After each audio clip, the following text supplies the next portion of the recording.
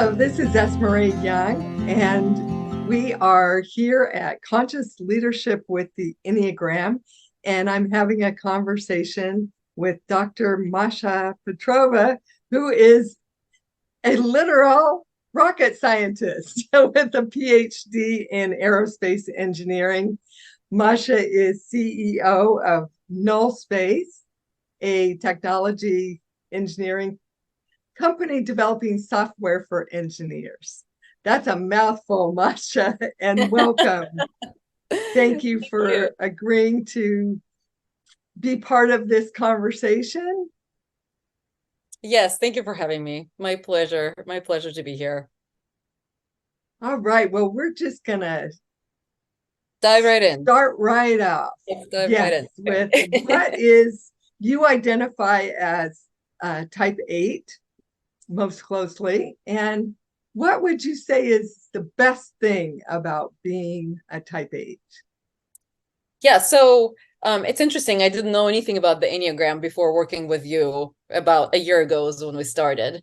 And I've discovered through the process of working with you on my leadership style about the 9 types of the Enneagram. And so I'm type 8 out of the nine types. And my favorite part about, I guess, being a type 8 is I'm very results oriented. I'm very, very focused when I need to get to a goal. So very goal oriented. Um, I guess what you've told me is natural leader. I tend to kind of want to lead in whatever environment I'm in. Um, and I guess I'm not bored with my own self a whole lot because I'm gonna always make sure there's something moving. So yeah, I would say Yes, that's my favorite. always something moving, Yes, very action oriented. Like if stuff is action not moving, oriented I will make it move. Yes. and results oriented. Would you agree with that? Yes. Yeah, for sure. Yes. And say a little bit about your energy and how you manage or don't manage your energy. Yeah, well, you actually helped me visualize this in a way that I never thought about, but it's certainly I could see how that's true. My energy is very outwards. It's very big. You described it to me one time, and then I started noticing it of myself when I go into a room, an environment, especially if it's an environment that's unfamiliar to me with people who I don't know. My energy, I guess, takes up a lot of space. Like you even told me to notice my body language. I just start to instantly take up a lot of space. Like don't mess with me type of position. Mm-hmm. Um and so I would say it's very outward, and you helped me realize that that could be very exhausting, which I never ever thought of before. I just thought that's the way I am. But one thing I'm learning now is how to bring that energy in a way, which has been extremely helpful and really interesting to learn. I yes, you brought up exhausting. Yes. And as you noticed your energy being out there and then bringing it back in, how did that change things for you? Um, I think I find myself being sort of calmer. It allows me to kind of observe what's happening around you and be okay with observing and not letting things happen. Mm. Because typically if, I go into an environment and things are happening that are either I find like boring or not moving towards my goal, whatever that goal might be. It might be a dance class, and my goal is just to dance and have fun. And if I'm not having fun, that means I'm not achieving my goal, which means I need to change something. So I will either speak up and tell the teacher to change something, or tell my dance partner to change something. And it's exhausting, right? And so working with you, I've been trying to kind of bring that energy in and let things unfold without trying to lead them towards the direction I want them to go. And to be honest, I'm still working on that. So I can't say there's been significant improvements, because by default, my energy is very outward leading. Um, but I think when I've managed to fold that in and kind of, I don't know, but bring the energy inwards, right? And try to focus and observe. It's been very calming, certainly very calming and very centering, I would say. Good, good. I'm glad to hear that.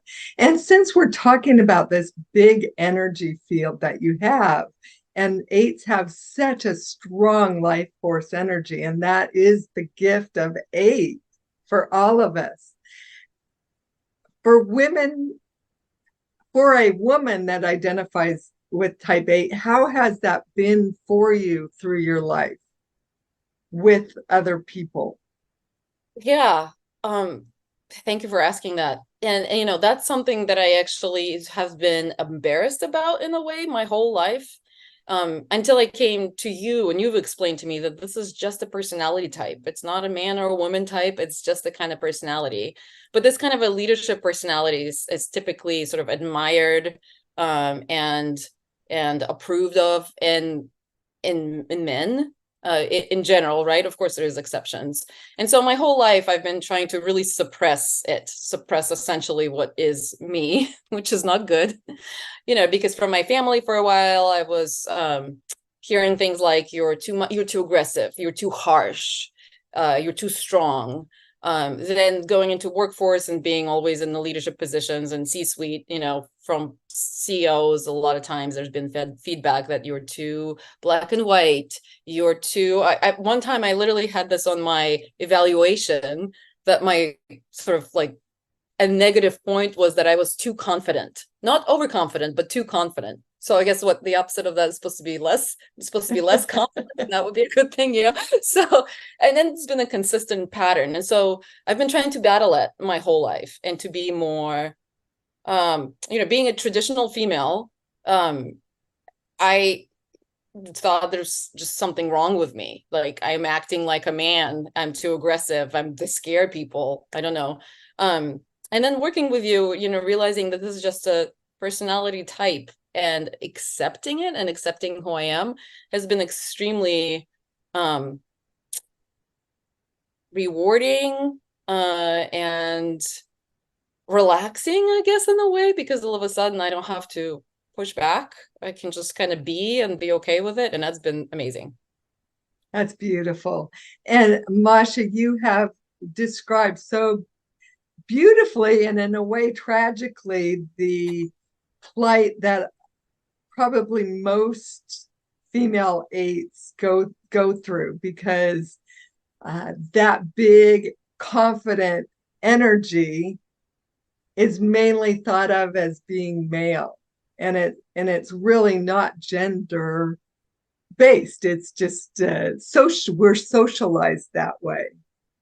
Yeah, and I think what really helped me also in one of your groups, your leadership groups, I met you, you're working with a gentleman who is a type 9, which is a very what is it, a peacemaker, peacekeeper personality, Yes. which you would maybe think of as more of a feminine trait. And he's a executive, he's a leader, and he's a man. And that's been really helpful to see that, you know, sometimes for whatever reason, these personality types are assigned to a particular gender. Um, and then we start to feel maybe ashamed or like we shouldn't be who we are. And that's silly, right? It really is silly.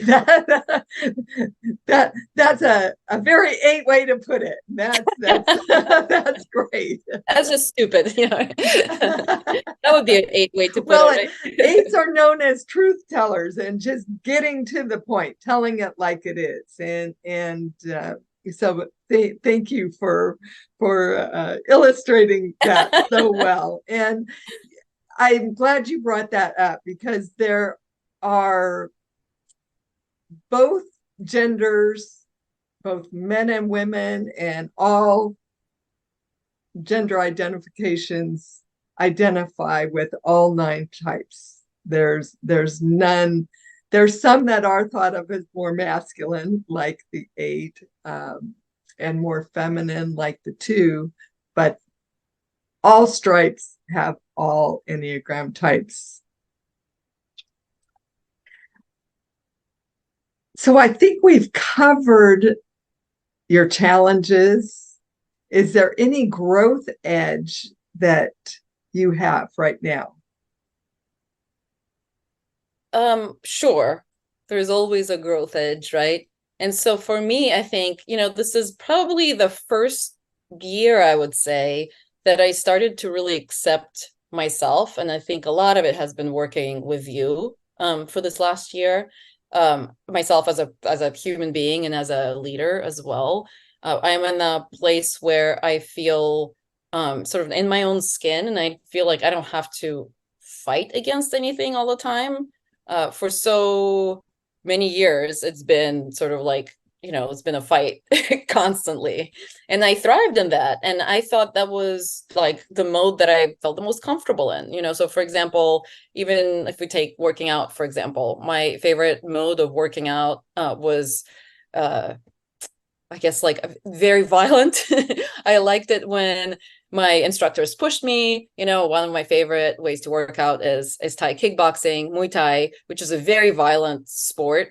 And typically the instructors will yell at you, beat you up, because that's kind of like the point. Which is sometimes is fun and certainly gets you in great shape. But when you're constantly in that mode, and not just working out, that was the case in my work as well. Like push yourself in a place where you have a very aggressive, boss or CEO, to the point where everybody else just hunkers down and tries to like survive. And I'm just trying to push through to the goal that's put it in front of me. That's exhausting. And at some point it starts to kind of like work against you. And I think I'm at the point where I realize like, okay, I need to get out of this constant mode of fighting, because at some point it doesn't serve you anymore. And I feel like I'm in that space right now in my life and my career where I just can let go and stop fighting and just know that I am the type that I am. I will reach my goals no matter what. I don't have to constantly push. I can just sometimes relax. I could take a yoga class. I could take a breath. I can let other people be who they are. And kind of step back and not constantly lead the conversation, lead the environment, even though I'm still in a leadership position, but Of course. let other people lead in their own way that's not the same as my way. And so I think that's my growth edge is working on that. Oh, that's beautifully said, Masha. And may it be so. I think for many eights, life can be punishing, but the most punishment comes from internal drive. And to have you describe the exhaustion in a couple different points that you made, to even notice that in yourself is real growth and self-awareness. And then to be making changes, to be a little more gentle on yourself, to not be subjecting yourself to punishing work situations or workout situations, because it overlaps in professional life, personal life, all the way around. And it is exhausting. Eights have this tremendous personal physical power and drive, and they don't often stop to notice the consequences of that. And when you do, I think it creates a lot of growth and a lot of relaxation, as you described. Yeah, and for a long time I was afraid that if I step back from that, if I stopped pushing myself, if I stopped sort of like, I wouldn't say it's beating myself up, but putting myself in the situations that are harsh, that are survival situations. Like, Yes. even if there was no survival situation, I will create one so that I could be in it. And I felt like that's the only way I could grow, right? As an eight, Right. I felt like that was the only nurturing environment for me, was an abusive environment, because that's how I got better, because there was clear evidence of where I would be in a harsh, abusive environment, I would become better.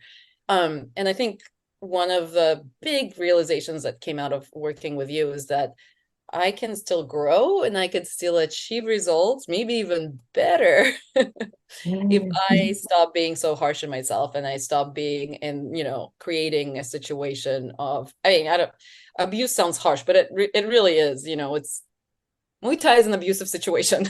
Yes, You're yes, literally getting yes. beat up, and so, like realizing that I could be a leader and not lose my edge. In fact, I would actually be a bit better leader if I gave someone else a room to lead in their own way. And Ah, so the growth as a leader has really happened for you too, becoming more self-aware. And I just want to point yes, something out in your languaging. I think it's called an oxymoron. You described punishment as nurturing. yes. Yes, So I hope through this that you've learned the true nature of nurturing. yes.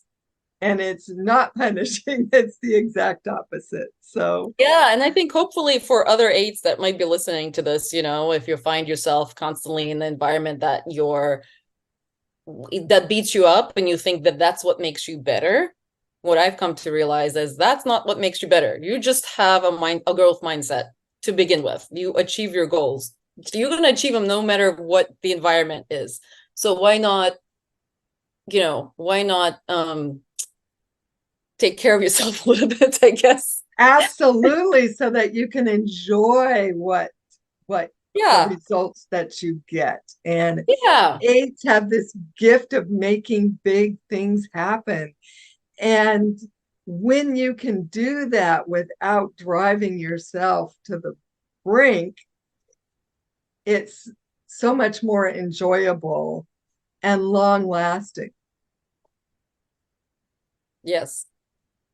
Hopefully. I mean, we'll see. I'm just starting on this journey. So I'll take your word for it. That is Well, long. you've had in the last year major growth strides, both personally and professionally. I agree.